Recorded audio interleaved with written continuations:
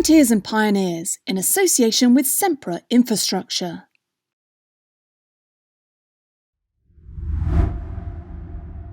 The Mexican economy is a very important economy.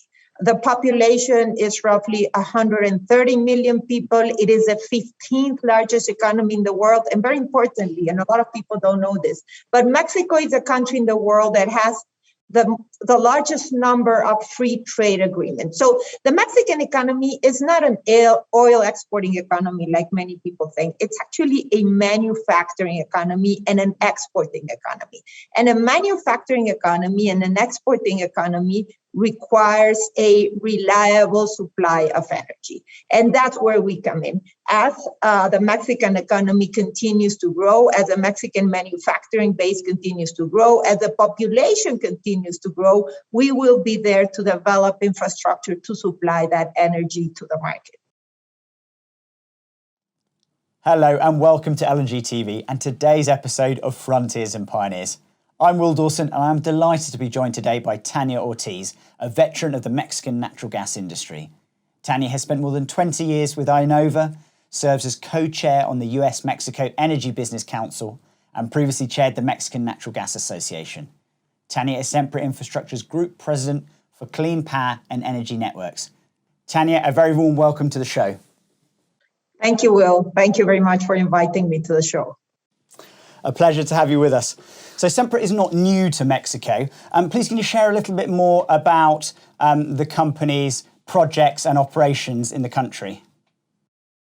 Well, Sempra has been a pioneer in Mexico, in fact. The Mexican energy sector has opened to private investment gradually, and we have taken every opportunity to participate in that market by developing energy infrastructure that supplies clean, reliable, and affordable energy to Mexican consumers, industries, businesses, and homes. So we've invested across the value chain from natural gas infrastructure, distribution, transportation, to power generation, mostly renewables, to liquids and refined products, anything from LPG storage, ethane transportation, gasoline import facilities. So we have a fairly diverse portfolio, but it's all dedicated to supplying a reliable energy source to Mexico. So you're responsible for the Clean Power and Energy Networks business. What do you expect to see over the next couple of years? Well, I mean, these two segments interact actually very closely because on one segment, on the energy network segment, we're essentially focused on natural gas transportation and distribution.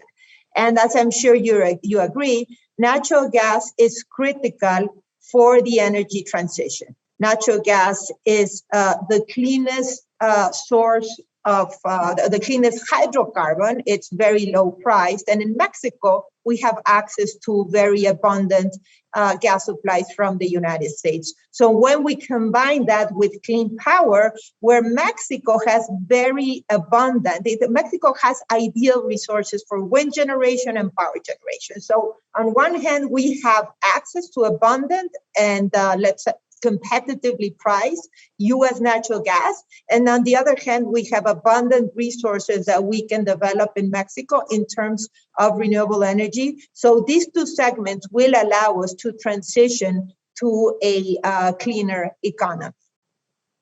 Sort of focusing in on Mexico, it appears that they're both opportunities and challenges within the energy infrastructure market.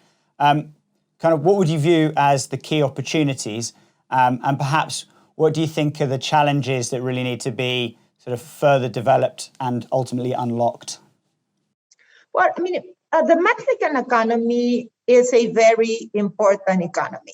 The population is roughly 130 million people. It is the 15th largest economy in the world. And very importantly, and a lot of people don't know this, but Mexico is a country in the world that has the largest number of free trade agreements. So the Mexican economy is not an oil exporting economy like many people think. It's actually a manufacturing economy and an exporting economy. And a manufacturing economy and an exporting economy requires a reliable supply of energy. And that's where we come in. As the Mexican economy continues to grow, as the Mexican manufacturing base continues to grow, as the population continues to grow, we will be there to develop infrastructure to supply that energy to the market. The hot topic and crucial topic is the race to decarbonize. So with the race to decarbonize underway, but also the need to power increasing demand, kind of what do you feel is the most important? And how do you see these two dynamics being able to work in harmony? Well, I think they do work in harmony. The path to decarbonization is very much linked to electricity. The future of the energy sector will be electric. And again, when you consider Mexico's very abundant renewable resources, and when you consider how effective costs are today and how efficient costs are today in terms of renewable, Mexico has a huge potential to develop its cleaner energy. And even that, in fact, will allow additional investments in industries that will push Mexico's economic growth. So I think it's actually all tied together in a very positive path. I'd be interested to understand a little bit more about the relationship between natural gas and renewables and how they might be able to complement one another specifically in Mexico. Well, I'm glad you asked that question because each country is a little bit different. I spoke about the Mexican economy and about how important the manufacturing sector is in Mexico. And let me explain the footprint of natural gas infrastructure in Mexico versus renewable. We have access or sufficient and adequate access to natural gas in northern Mexico and all the way up to central Mexico. And that is where all of our industries are located: manufacturing, cement, steel, glass, et cetera. Southern Mexico has not been able to develop industry because it does not have access to natural gas. It's slowly starting to have access from renewable. It's rich in hydro, rich in wind, rich in solar, but it does not have access to natural gas. And it has been very difficult to develop that region further. And at the end of the day, create jobs, create well-paying jobs. That is what really makes a country grow. So I do believe that natural gas continues to be very important for economic development. And let's keep in mind that by supplying natural gas to Mexico power plants, we're substituting coal and fuel for natural gas. By supplying natural gas to homes, we're substituting propane, and in some cases, even wood for natural gas. So I do believe that natural gas has a very important role to play in energy transition, of course, together with renewable generation. Speaking of the future, there's an argument to say that the energy industry may struggle to be able to attract that same high level of talent that maybe it has done in the past. What are your thoughts and kind of on what it would have been like to maybe sort of be starting your career today versus maybe 25 years ago? Well, it is Mexico's a very, very different market because when I started my career, we essentially had two state monopolies in Mexico: Pemex, the oil monopoly, and CFE, the electric monopoly. I elected to work for Pemex. I worked there for 5 years. It was a very male-dominated environment. I learned a lot. I had wonderful mentors, but it was very male-dominated. Today, it's a much more diverse environment where you have literally hundreds of private companies, both Mexican and global companies, that are investing in the energy sector in Mexico. But that also requires companies like us to develop our own people. We take people right out of college, take them through our own training, and then hire them into the company. So we need to develop our resources, but very, very importantly in our sector and in Mexico in general is incorporating women into the workforce. In the energy sector in Mexico, roughly about 30% are women. And as you go higher up the ladder, there's obviously less and less women. So we make a very conscious effort to attract women, to retain women, and to promote women, and very importantly, to make women visible. I like saying, if you can't see her, you can't be her.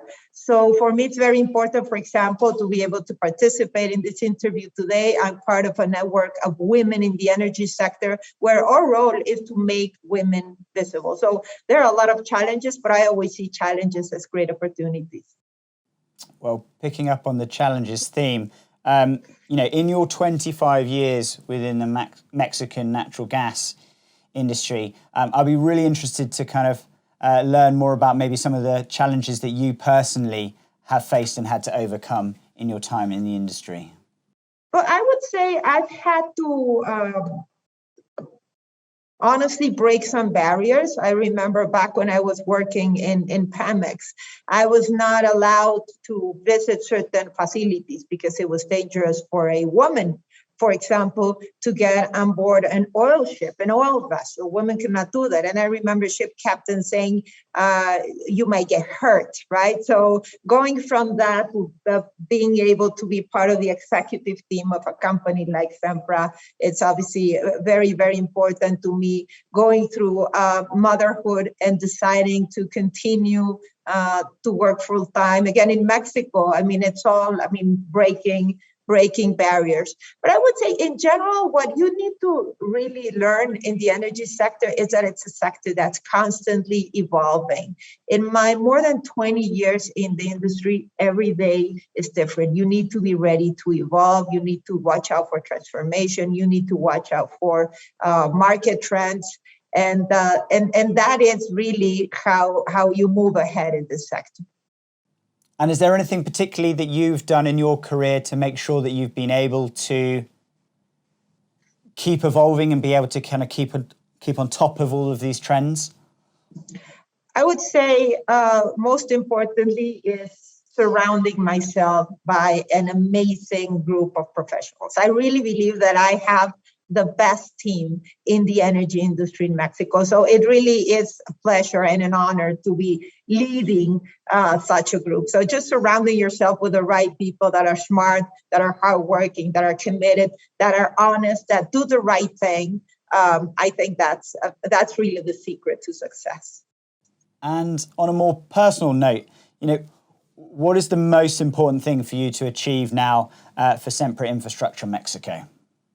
Well, I am Mexican. I've lived in Mexico almost my entire life. Mexico is a country that has many opportunities and many challenges. And I think that Sempra Infrastructure has had the opportunity to transform Mexico. First, obviously, by, again, developing infrastructure that allows for a clean, reliable, and affordable energy supply to industries, business, and homes, but also by really influencing our communities. Every time we arrive in a new community with a new infrastructure project, we ensure that we understand and we address those communities' needs. So I really do believe that we're changing Mexico. Tania, thank you so very much for joining us today on LNG TV. We wish you and Sempra Infrastructure every success in Mexico and very best of luck in your new role. Thank you, Will, very much. And thank you all very much for joining us here today on Frontiers and Pioneers. Until next time, bye-bye. Frontiers and Pioneers, in association with Sempra Infrastructure.